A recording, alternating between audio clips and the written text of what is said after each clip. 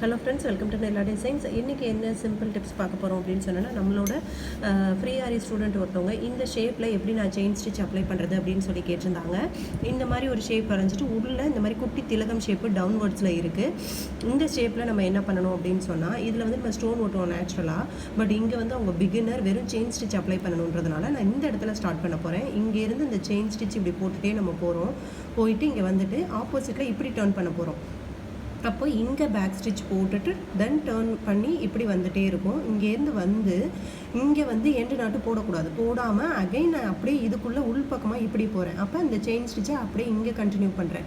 இங்கே அப்படியே கண்டினியூ பண்ணி இந்த இடத்துல இப்படியே வந்து இந்த இடத்துல நான் எண்டு நாட் போட்டுக்கிறேன். அப்படி போடும்போது எனக்கு ஃபினிஷிங்கும் பர்ஃபெக்டாக வரும். நான் ஸ்டோனும் யூஸ் பண்ணணும்னு அவசியம் இல்லை. சிம்பிளாக ஒரு செயின் ஸ்டிச்சு தாராளமாக இப்படி இருக்க ஒரு திலகம் ஷேப்புக்கு, அதாவது நம்ம வந்து பீகாக் ஃபெதர் சொல்லுவோம் இல்லையா, அந்த மாதிரி இருக்கிறதுக்குமே நீங்கள் வந்து அப்ளை பண்ணலாம். டேரெக்டாக இங்கேருந்து செயின் ஸ்டிச் போய் அந்த கர்வ் ஷேப் இப்படி வந்துட்டு அகைன் உள்ளேருந்து இங்கே போயிட்டு இந்த இடத்துல தான் எனக்கு ஸ்டார்டிங்கு அண்டு எண்டு ரெண்டுமே வரணும். தேங்க்யூ.